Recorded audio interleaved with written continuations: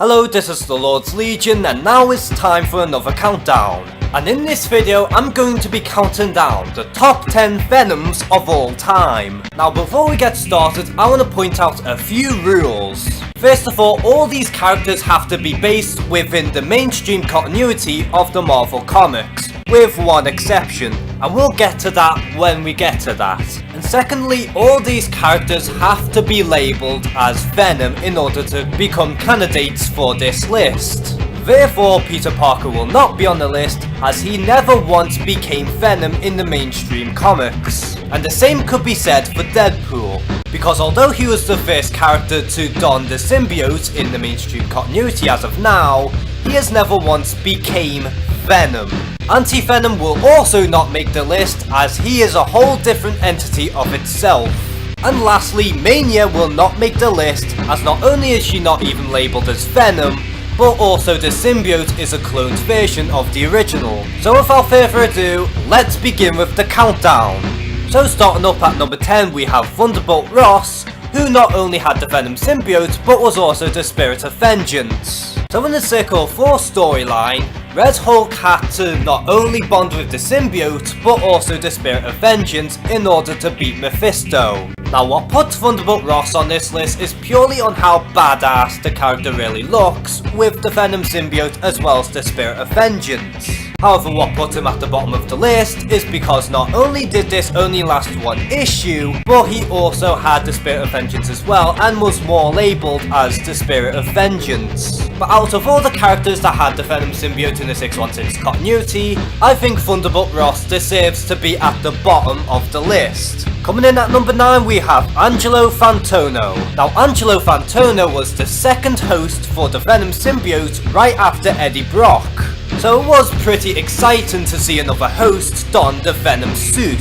However, that turned out to be a major disappointment, as not only did he get his ass handed to him by Spider-Man early on in the comic, but he also fled away from the fight. And because of this, the Venom symbiote itself decided to get rid of its host and leave Angelo to fall to his death. And because of his shortcoming as Venom, this is why I put Angelo Fantone as number 9 on the list.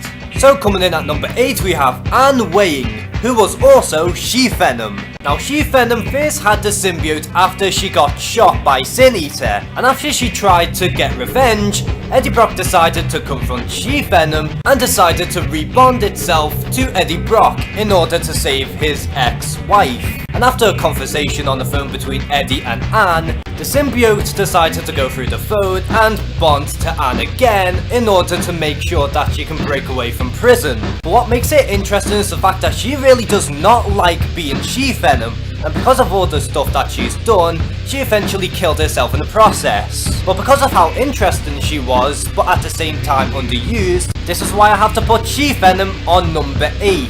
Coming in at number 7 we have Lee Price, who is the current Venom. Now Lee Price was an ex-soldier who eventually became a criminal. And what's interesting about Lee Price is the fact that he's one of the most scummiest people to ever use the Venom symbiote. And after its previous host Flash Thompson, the symbiote really does not like Lee Price as a host and wants to get out. Which makes the dynamic more interesting, having the symbiote wanting to break free instead of the host. And despite how bland Lee Price really is, given credit, he's only relatively a new character, so if we give him more of a chance, Lee Price might actually evolve into becoming a more interesting character. But until then, I have to put Lee Price as number 7. Coming in at number 6 we have Otto Octavius, who was possessing Peter Parker's body and the symbiote at the same time, becoming Superior Venom. At the time, Otto Octavius was still the Superior Spider-Man, and after fighting Flash Thompson because he thought that the symbiote was evil, the symbiote decided to bounce right back into Otto Octavius. And because of how Otto Octavius wanted to redeem himself from his past sins, the symbiote started making him evil again, as the symbiote tried so hard just to get back at Flash Thompson and become Agent Venom again. Now although it was very short-lived, I really liked the idea of having Superior Venom being corrupt, while having Otto Octavius trying to fight his way out of the Venom symbiote. And it was very interesting because Otto Octavius tried to be a hero, but the symbiote almost made him show his true colours colours. And for that deadly combination, this is why I put Superior Venom as number 6. So for number 5 we have Cornstone, who was also Venom 2099. And as you can see, Cornstone is the only version of Venom on this list that is not even in the mainstream continuity. And because of how interesting 2099 Venom really is, I had to put him on the list. Now Cornstone is also the half-brother of Miguel O'Hara, who is also Spider-Man 2099. And because of this, Corn wanted to torture Miguel O'Hara through personal measures by killing his ex-love, Dana. And what's also interesting about this symbiote in particular is the fact that it's been experimented on and been mutated over the years to the point where it became stronger and even formed acid blood and saliva. And because of how dangerous this version of Venom is both physically and mentally, this is why I put Cornstone as number 5. So for number 4 we have Gargan, who is also the former Scorpion. Gargan is already dangerous on his own as the Scorpion, but once he was gifted with the Venom symbiote, that's when he becomes all the more deadly. And because of how Mac was a lot more sinister than any other version of Venom beforehand, this makes Gargan the most monstrous out of all the Venoms. Because not only was he fine with embracing its bloodlust, but he also allowed the symbiote to eat people's brains, which was something Eddie Brock tried to keep under control. And the more he devoured his enemies, the more powerful he became, to the point where he was almost as big as the Hulk. And because of how monstrous he was, as well as his fear factor, this is why I put Gargan as number 4. Coming in at number 3 we have Flash Thompson, aka Agent Venom. Now Flash Thompson is a very special case, as he always tries to use the symbiote for the good, and never for any selfish or even sinister needs. Now Flash Thompson always wanted to make the symbiote see the different ways of life, and for the most part it actually worked. But that doesn't mean the symbiote would lash out and become a monstrous form whenever the symbiote gets pissed off. And because Flash Thompson is a soldier, he prefers to use weaponry like guns and use his superhuman abilities as opposed to unleashing his monster form. And because of how unique he is in comparison to any other Venoms out there, this is why I put Flash Thompson as number 3. So coming in at number 2 we have Eddie Brock,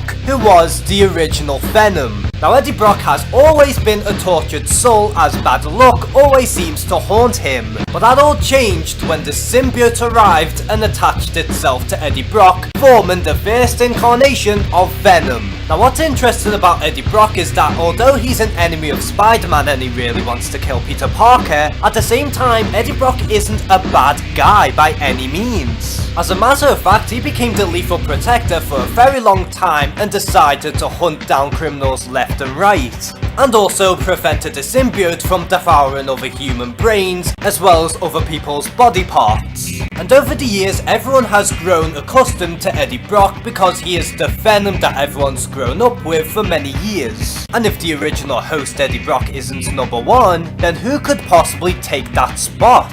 Well, that is a pretty straightforward answer, as number 1 is the Venom symbiote itself. And I know this is a huge cop-out, but please hear me out. Over the years, the Venom symbiote has evolved from its own entity to its very own character. And we saw the evolution from a scorned symbiote to a hateful entity, and eventually redeemed itself as a guardian. But why I put the Venom symbiote as number 1 is, whether you like it or not, you can't have Venom without the symbiote. And because the symbiote is one half of Venom, as well as evolving into its very own character over the years, this is why I put the Venom symbiote as the best Venom of all time. So who is your favourite version of Venom? Comment below and share some thoughts. And as always, thank you guys for watching this video. Please like and subscribe. Take care and have a good one.